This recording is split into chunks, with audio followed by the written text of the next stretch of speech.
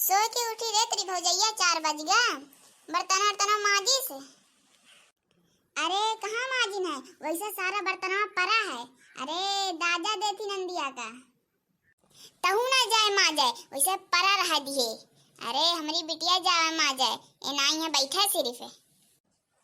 ठीक है महू नहीं माजा जाई हूँ, ऐसे परा रह दे हूँ। अरे इतना दादा देती हमारा, ऐसा लागत हम पटीदार हैं इनकी। आज खाना का बनी अम्मा? उठ गई महारानी। बर्तनवा वर्तनवा कब मजाई कि पहले खाना बनाए लागी कि हमरे बिटिया का गोरत थी क्यों जावे मा जाए। मैं कहाँ कहा था अम्मा कि बहनी मा जाए।